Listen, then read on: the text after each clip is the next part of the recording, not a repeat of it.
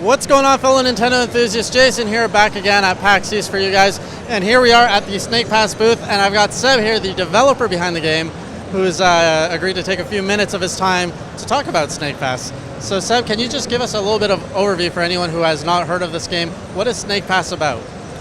Snake Pass is a physics-based platforming game where you play as a snake, which means you can't jump. And the core mechanic of the game really comes down to thinking and moving like a snake, using the environment and your body to get to difficult locations the way a snake would do. So I'm actually seeing the game being played off a screen right here. And it reminds me a lot of like the old 3D platformers like in the Nintendo 64 days. Is it kind of like a collectathon? Would you label it as that, or? No, I wouldn't label it as that. It's a puzzle game where the character is the puzzle.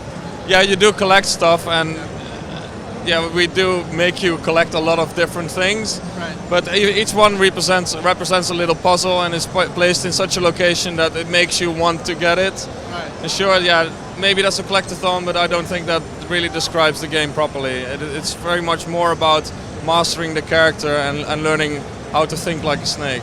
And it is very different. I don't think I've ever seen something like that. So where did you get the inspiration to build the whole game around being a snake? Well, it's part luck and has to do with my background as well, because I'm actually I've got a master in biology, and I used to be a biology teacher in Holland. Oh, wow. And I like physics-based game overall. Yeah. And during university, I actually had 2 pet snakes as well. But I came into Sumo Digital through Little Big Planet, which is a game that allows you to create stuff as a consumer and put that online for other people to play with. Yep. That's how I got into game development. I got really into that game. I started making a ton of stuff and get a lot of subscribers. And then some magical day, Sumo Digital, the company I work for now, they sent me an email if I wanted to start working for them. Wow, that's amazing. I obviously said yes. I quit my teaching job. I moved to the UK and started working for them on Little Big Planet. And after that was done, they asked me to move on to another project which was using Unreal. Yep. So they gave me 2 weeks to try to learn Unreal as quickly as possible. Right. And during those 2 weeks I was just sort of experimenting, and I set a goal for myself. I wanted to make a rope that would move when the player touches it. Right. And as I was making that, I forgot to attach it to the ceiling. And when the rope fell on the floor in this really nice, interesting, smooth shape, I thought, there's a game there, I'm going to make something about that.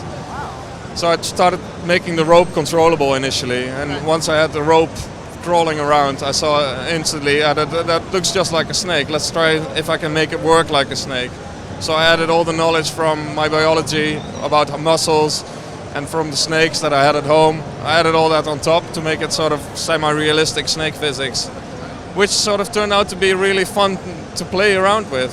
So a game was sort of naturally born out of coincidence and background. And now you said that this was kind of a little bit of an experiment on Sumo. So when Sumo Digital hired you, were you meant to go on another project? Because it sounds like Snake Pass was very much an accident, like you said. Yeah. So is it kind of you pitched it back to Sumo like, hey, I think I've got a good idea here? We actually coincidentally during that period, during that 2-week period, we had a game jam, because we are a really big game company. We normally make big games for Microsoft and Sony. Right. We're working on things like Crackdown 3, Dead Island 2. We've done Little Big Planet 3. So we make big games, but we've never done anything of our own. Right. So back in October 2015, we had an internal game jam where everybody in the studio was allowed to work on whatever they wanted, hoping that would lead to some idea that we could make a game out of. And at that point, I was just messing around at home with this rope. So I added 1-to-1, and I thought I'm just going to submit this as a game jam idea and see what happens. And the reaction initially in the studio was already pretty overwhelming. I didn't really expect to win. Right. But yeah, after the weeks after that, we developed it a little bit further with a small team. And when we presented the result after 3 months to our bosses, they were so amazed by the potential and what we had achieved in that short amount of time that they gave us a whole development team and a small budget, and yeah, a good time to work on it. And now a year later, it has turned into Snake Pass. This must be an unbelievable experience for yourself, because this is absolutely amazing. It's like a dream come true. Even, it's too crazy to be. Like we have David Wise, which has been my idol in terms of video game music for as long as I can remember. Like when I was a kid, I would just put on a Donkey Kong level and not even play, just listen to the music. Right. And while working, I regularly listen to Donkey Kong soundtrack and all this kind of geeky stuff. All because I admire David Wise. So when I got this chance to make this game, I sort of jokingly said, now I want David Wise to do the music. Yeah. A couple of weeks later, audio producer tapped me on the shoulder and he was like, I got a surprise for you.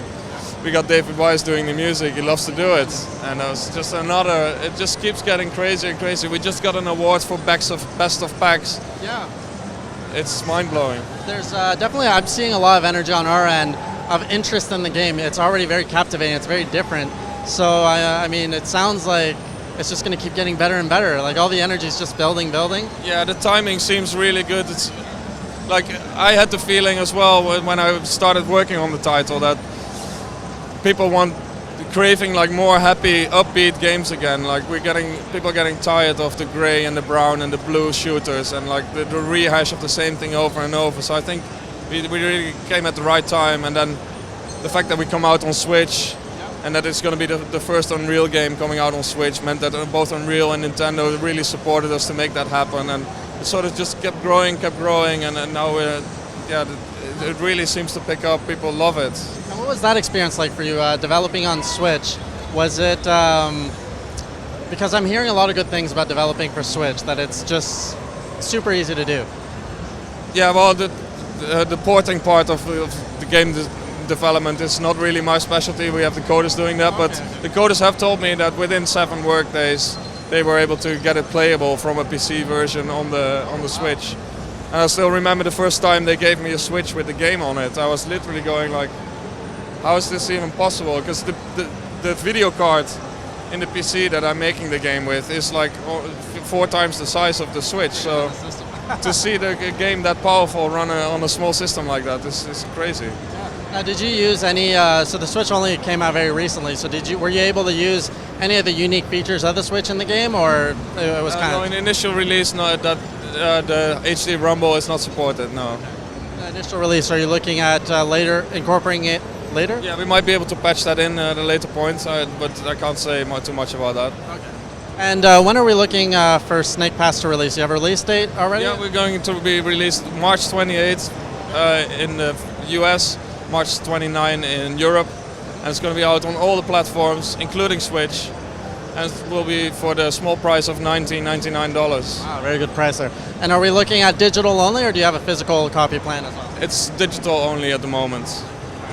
So March 28th, if you want to check out Snake Pass, you can pick it up for yourself in the eShop. Seb, thank you so much for taking the time to share some insight into this game. Your story is amazing, and I can't wait to see what happens after release and where you're going to be right after this. Yeah, me too. It's been a crazy ride, and yeah, we're ready for more. Let's hope it goes even further. We're going to have to catch up again in a year from now to see where you're at and that would be great. Next project. Yeah. For sure. All right, so thanks for tuning in, and remember, for more PAX East coverage, keep it to Nintendo Enthusiasts.